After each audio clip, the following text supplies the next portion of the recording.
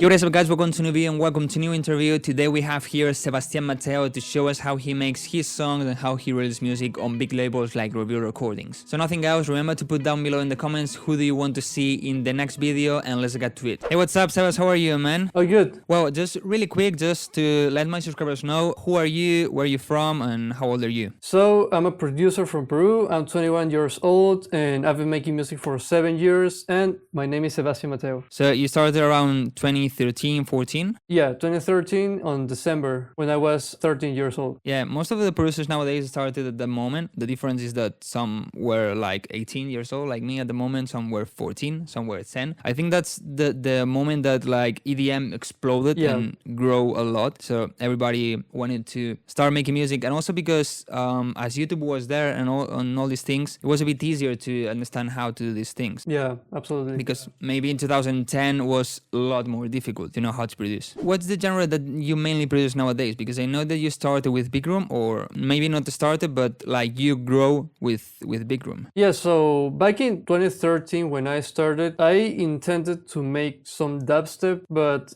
that didn't work out any good because there weren't many tutorials at the time. Also, I was really into EDM. I was really into Martin Garrix, into Hardwell, Blaster Jacks, and those guys. So I ended up making Bigroom. I didn't start with my current name because I had another project, and this project was called Dark. It was like my gamer tag, but I thought I needed to use like a better name, so I used my real name, which is Sebastian Mateo. I started making music as Sebastian Mateo since 2016. I released my first song in like October or September, and I got support from Timmy Trumpet and Ibis V. In my first track, I released as Sebastian Mateo, but now I don't make Bigroom anymore. I'm making more like electro house, bass house, with some tech house influences. It's like a mixture. Yeah, I mean, nowadays I think most of the producers combine different genres because in the end we don't only hear one genre. Yeah. So in the end you get ideas of different songs. Or for example, yeah, I produce progressive house, I produce hardstyle, but I also produce different things. And for example, my latest song that is like piano house, you listen to a MK or Joel Corey piano house and it's not the same. I guess because of my progressive house influences or things like that. So well, it would be awesome to just hear something that you have, any project that you want to show us. Sure thing. So this is the project of So Sexy. This is my latest release on Rebuild. You're so sexy.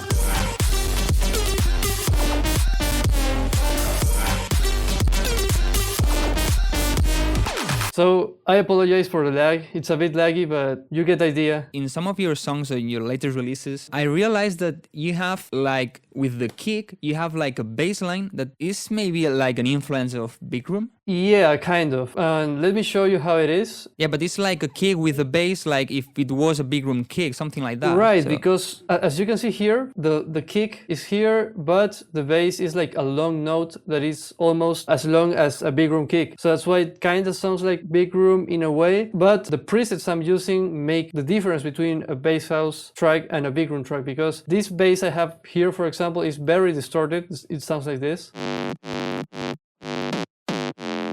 Whereas in Bigroom you wouldn't find that type of bass. So well, can you show us maybe how you make those fat bass lines that we heard on this song? Starting from the sub bass.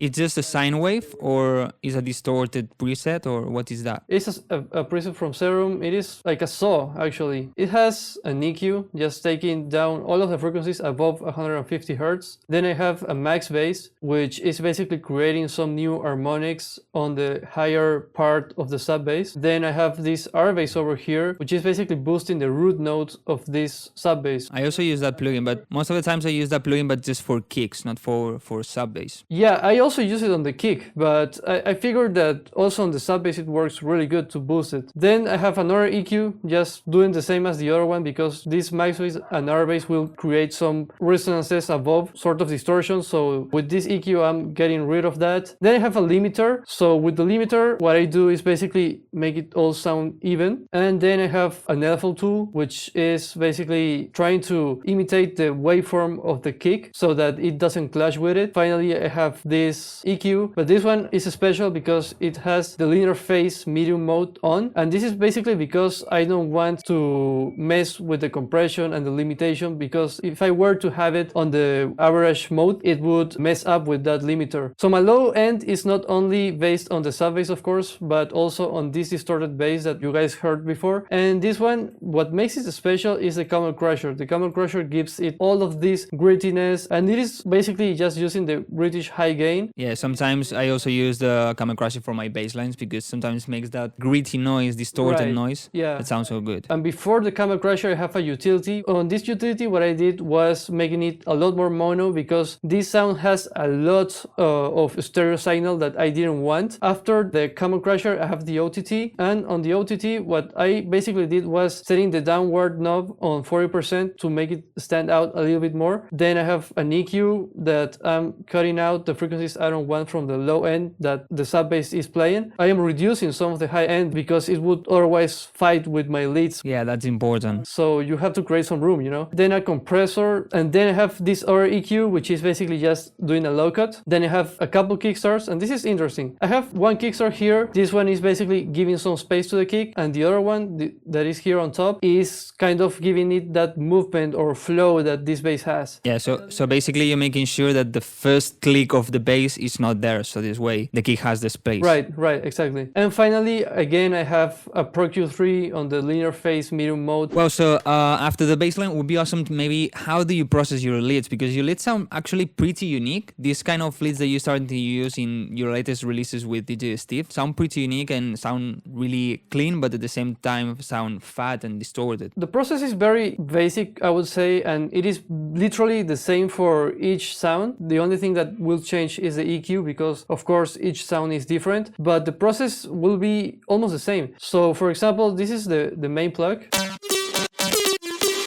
And for this one, what I have is, first of all, a utility, making it a little bit more mono because it's the main sound. Then I have an OTT, then an EQ, reducing some of the low mids that I didn't want because otherwise they would fight with the bass. Then I have a Fab Filter Saturn, which is basically boosting a little bit of the mids and also a little bit of the high end. Then I have another EQ, taking out some of the low frequencies I don't want. A Valhalla Room, which is automated and looks like this.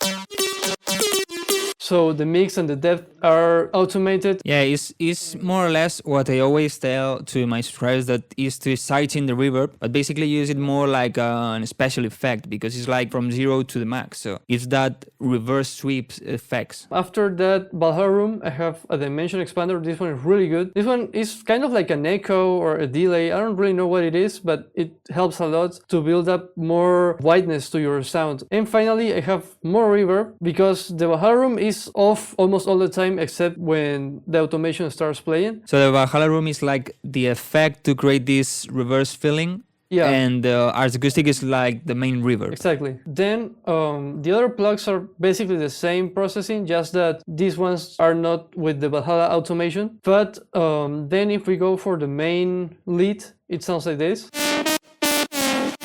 And for this one, the process is even simpler. It has an OTT with the same processing that I did for the plug. Then I have an EQ, removing some of the low end, and then some reducing on the mid frequencies and also on the high end. Then I have some saturation on this lead, basically just boosting the mid frequencies and the high frequencies. Then a Valhalla Room, but this one is not automated. And finally, a dimension expander, giving some extra wideness. And this lead over here sounds like this because it has some cool layers, and this one is the first layer. You can't even perceive it that present on the final mix, but it really gives some more fullness and wideness, as well as this one over here. Yeah, so basically you have like a main lead that is the one that we can hear, and then you just put it 2 more layers to cover the mids, and this last one is to give like different character and to make it wider. And about all these leads, do you just take presets and tweak them, or do you know sound design? So I'm not that good at sound design, but over the years I have learned a bit. So what I do is that if I like a sound, I will use it as it is. I wouldn't mind using a preset that I didn't tweak anything. But if I listen to a sound that I like but maybe there's something to be tweaked, I could mess around until I can get something I like. Yeah, exactly. That's what I always tell, because a lot of people tell me how to make new sounds, and it's like, first it's better to learn how to mix your songs, how to arrange your songs, how to master your songs, and then if you have time, focus on the sound design. But at the beginning, just take presets that you like, and if you combine with 2 or 3 others, nobody's gonna realize what preset you took. Usually drops, some people make music and the drops get like a bit boring because maybe you just have the melody, the bass line, and just that. Do you have some extra tips to make drops more interesting, like some sample effects or something? Yeah, actually I have a lot of little stuff on this drop to make it sound very unique. Like for example, throughout the whole drop I have this, it's like a one shot from a vocal that was longer, but I cut it to be short, and it sounds all of the time when a clap is sounding. So it sounds on the background of the drop, but it gives a whole different vibe. So then I have this bass stub, which is a very weird sound that I found on Splice. Then I have this other stab, which is like a vocal stab. Again, another stab, but this one is like a white noise stab.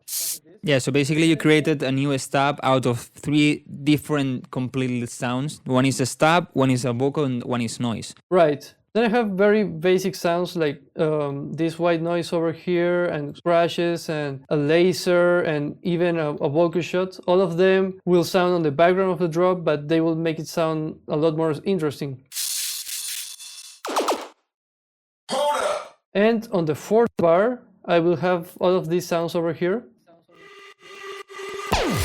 in order to give some different variation to the drop. But mostly all of these sounds will make the difference between just using a kick and a bass and leads versus putting some effort into the drop and giving it some little details here and there to make it sound more interesting and more special. I turned off the leads, and this is how it sounds with these little effects on, and then I will turn them all off in order for you guys to see how it sounds with and without these little details.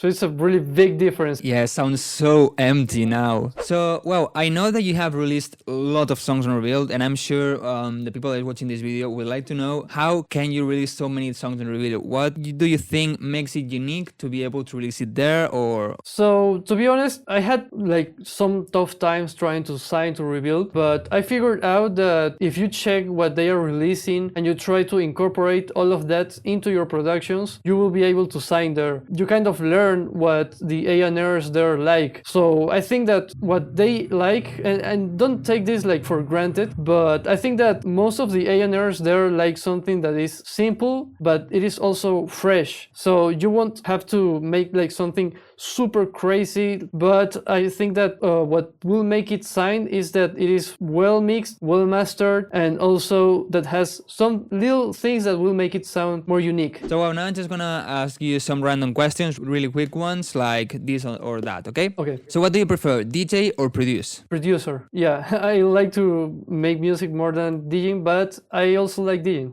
Do you prefer speakers or headphones? I don't have like a properly acoustically treated room, so I prefer headphones. But once I have like a decent studio where I can use monitors. Your favorite synth? Serum, without a doubt. Why you switch from FL Studio to Ableton? I could make a video talking about what I have on Ableton that I don't have in FL Studio, but let's say that workflow is one of them. Also, CPU optimization is one of them. In general, the problem with DAWs is just use the one that you're more comfortable with. So, for example, I've tried Ableton and I'm more comfortable on the way I produce and the way I use everything and I work. I prefer FL Studio, but there are some things that are obvious, like, for example, Ableton uses better the CPU than FL Studio. That's obvious, that nobody can say the opposite. But well, guys, remember, always FL Studio. Would you rather only release collabs for the rest of your life or only release solo songs? I think I know the answer. Collabs, of course. It's a lot more profitable in every way. Yesterday I checked your Spotify and I think you only have like 2 or maybe 3 solo songs. And the last question, is this the best YouTube channel or not? Of course. But Mine is good as well. Go check it out. So well guys, apart from this, if you want to know more about how he makes his music in general or this project that he shows, if you want to see a more in-depth tutorial, he has a tutorial in depth of this song in Spanish and also in English, so you can choose. So well man, that's it. Thank you so much for being here. Thank you so much for showing us how you make your music and all these things. And well, people, go and check his music, follow in all his socials and all these things. So bye man. See you guys. So nothing else guys, I hope you learn a lot from Sebastian Mateo and his music. I think he does really cool things in his music that makes it sound so unique. Don't forget to put down below in the comments what other producers you want to see in this kind of interviews so you can learn from other people. Thank you so much for watching guys, don't forget to subscribe and see you in the next video.